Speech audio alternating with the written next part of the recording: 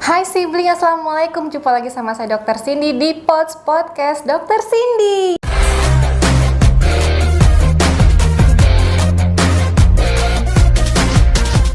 Ini yang kedua kalinya saya bersama Mbak Lucy. Dan sekarang kita harus membahas seputar remaja, orang-orang tua yang punya anak yang beranjak dewasa, beranjak remaja. Kalau tadi kan kita udah membahas seputar tantrum pada anak. Nah sekarang kita membahas yang lebih serius lagi, yang lebih menegangkan lagi.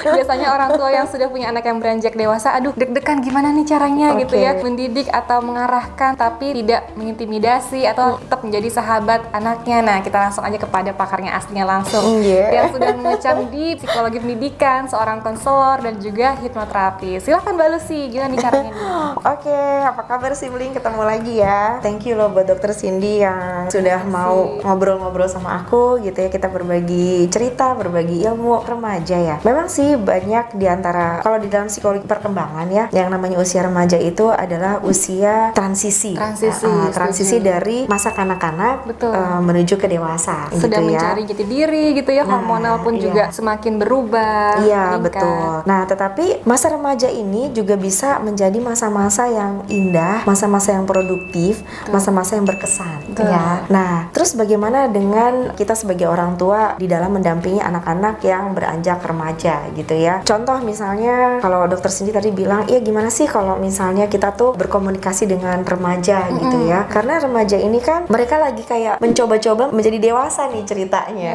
Dia butuh ruang sendiri, sudah mulai butuh ruang gitu ya, sudah mulai butuh privasi gitu. Dan itu harus kita hargai. Jadi kita sebagai orang tua kita harus menghargai, dan bagaimana masa remaja ini mereka bisa melewati dengan sangat baik pasti akan ditentukan juga dari masa kanak-kanaknya. Bagaimana kita men-treat mereka di usia kanak-kanak ya, di usia anak. Contoh misalnya gini, di usia anak kalau kita memang komunikasinya baik sama anak kita, maka insya Allah nanti di usia remaja pun kita tidak akan punya kesulitan untuk masalah komunikasi. Nah, kalau di masa kanak-kanak kita juga memiliki hubungan yang baik ya. Contoh, kita sebagai orang tua kita punya banyak peran. Kadang kita juga harus bisa memainkan, karena menjadi orang tua itu seni sebenarnya ya.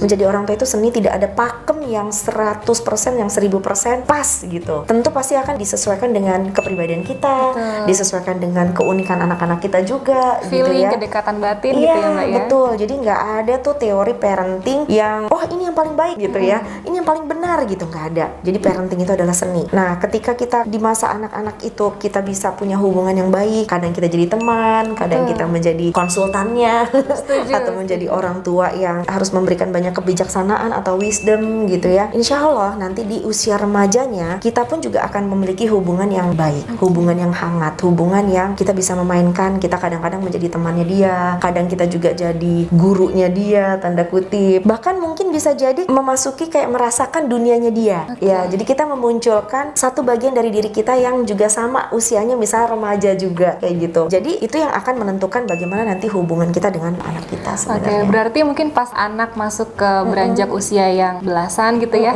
atau yang lagi cheerful-cheerfulnya, kita yang biasanya serius dalam dunia pekerjaan, pas ketemu sama anak, hai nak, atau hai fulana, kamu lagi ngapain? Harus ceria gitu nggak Mbak? Itu pengaruh nggak sih sebetulnya tuh? Pengen tahu nih sibling. Karena kan setiap anak kita unik ya. Ada anak yang kalau misalnya di baratnya di teori kepribadian, ada yang melankoli, ada yang pragmatik, ada yang kolerik, ada yang sanguin gitu ya. Nah, mungkin buat anak yang melankoli gitu ya, kalau kita jadi orang tua, hai ini buat dia gini, lebay banget sih mama. Apalagi yang zaman now, ngapain sih mama? Alay deh. Gitu. Nah, jadi pasti disesuaikan ya. Jadi kita pasti sesuaikan dengan anak kita. Contoh kalau misalnya kayak anak saya kan juga ada yang remaja ya, sekarang udah di usia 13 tahun, mulai memasuki remaja ya, jadi udah kelas 9 lah. Nah itu kita juga nggak bisa lagi kayak gini, ya ampun lucu banget sih anak mama kayak gitu. Soalnya kayak saya tuh pengen mengingat dia kayak masih kecil gitu ya. Atau kita juga yang misalnya gini, gimana emang tadi di sekolah nggak juga kayak gitu. Tetap kita sebagai orang tua dengan keunikan atau dengan karakter kita, yang utama adalah bagaimana kita mau membuka diri kita memahami pertumbuhannya dia sekarang. ya. Bagaimana pertumbuhan, bagaimana perkembangan pemikirannya, kejiwaannya dia sekarang. Itu yang terpenting. Itu dulu deh. Pokoknya sebagai orang tua, kalau kita sudah contoh ya, sebenarnya kan ini ilmu dasar untuk bersosialisasi juga ya. Contoh, kita udah penuh dengan persepsi. Misalnya seperti aku nih, ketemu sama dokter Cindy. Aku udah penuh persepsi aku dengan Cindy. Cindy begini segala macam. Itu akan memberikan banyak sekali hambatan-hambatan di dalam hubungan nanti. Sama seperti ke suami, sama ke anak gitu ya. Kalau kita udah punya banyak persepsi, wah anak saya nih gini-gini, nanti dia harus begini, dia harus begitu, nanti dia berkenalan sama temen yang nggak baik dan seterusnya. Kita udah penuh dengan persepsinya kita nggak membuka diri untuk bisa tahu dulu sebenarnya dia ini pertumbuhannya gimana sih, kemudian dunianya dia sekarang bertemannya sama siapa aja sih gitu kan, terus gaya dia berkomunikasi sama temen kayak gimana sih gitu kan. Ketika kita sudah mengenali, kita menerima, ada hal-hal yang kayaknya menurut kita, contoh ya kalau kita kan secara agama misalnya kita nggak boleh ngomong kasar, nggak boleh mengeluarkan kalimat-kalimat binatang misalnya kan. Anak sekarang ya kayaknya tuh sering banget yang ngomong apa gitu kayak gitu. Nah kita ingetin gitu, nah inget ya bahwa yang namanya kalimat, kata-kata itu adalah doa. Jadi kamu harus hati-hati karena kan kamu sekarang udah remaja, kamu udah balik gitu ya. Segala sikap, tanggung jawab, dosa, pahala itu udah kamu sendiri yang sekarang bertanggung jawab. Udah bukan lagi mama yang akan menanggung kesalahan atau dosa-dosa kamu. Nah kayak gitu. Nah itu kesadaran-kesadaran seperti itu bisa kok kita masih ingetin terus ke anak-anak kita gitu. Jadi lebih ke apa ya, curhat, kemudian kata-kata yang lebih apa ya, pengertian-pengertian lebih mendalam. Nah, kita tuh punya Tuhan. Nanti kalau misalnya kamu seperti ini, seperti apa yang terjadi dan lain sebagainya. Jadi membuka pikiran gitu ya Mbak ya kepada anak kita. Contohnya misalnya gini, kamu ya pokoknya nggak boleh pacaran. Misalnya gitu ya. Pokoknya mama nggak mau kamu misalnya gitu ya. Bagus nggak sih? Bagus aja gitu. Bagusnya kenapa? Kalau anak kita juga sudah memiliki keyakinan dan memiliki prinsip atau nilai-nilai yang sama seperti itu dari dia usia kanak-kanak. Kan ada yang misalnya anak memang dari SD sudah disekolahkan di SDIT misalnya atau di sekolah yang agama, dan kemudian dia sudah diperkenalkan oleh guru-gurunya bahwa yang namanya hubungan lawan jenis itu tidak boleh ini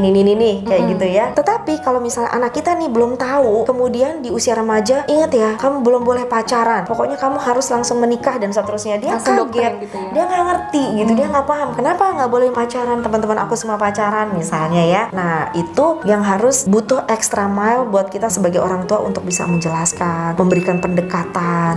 Kamu gimana sih kalau kamu sekarang udah mulai suka nggak sih sama temen cowok ya kayak gitu. Biasanya juga ada yang aduh mamaku nih kepo banget gitu.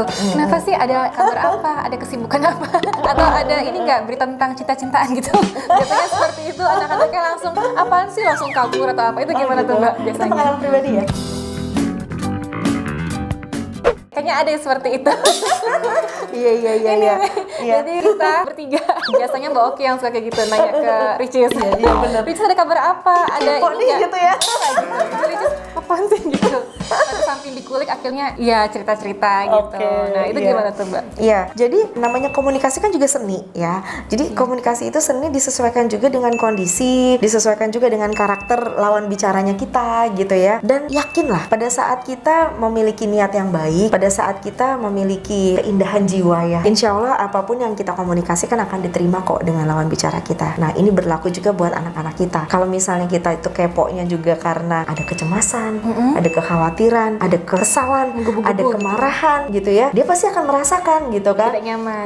Si mama kepo ya gitu. Kalau kita biasa-biasa aja gitu, misalnya sama anak kita gitu, gimana nak, ada nggak cewek yang udah jadi gebetan baru kamu gitu misalnya gitu ya. Nah itu kalau dia memang sudah terbiasa dengan gaya komunikasi kita yang seperti itu, dia pun juga akan nyaman. Tapi kalau misalnya kita biasanya gaya komunikasinya sama dia gini, iya nak, gimana tadi sekolah, kamu gimana, udah ngerjain PR belum? Terus tiba-tiba di suatu musim terus tiba-tiba nak gimana kamu itu kan buat anak jadi aneh gitu kan ya. Jadi ya itu dia butuh seni ya. Seni, dan betul kondisional itu ya. Iya, seni itu tuh luas ya, seni itu fleksibel, seni itu sesuai dengan keindahan jiwanya masing-masing sebagai pribadi. Nah jadi ya itu dia tadi, kayaknya sulit ya dibikin teori gitu loh Kak Cindy.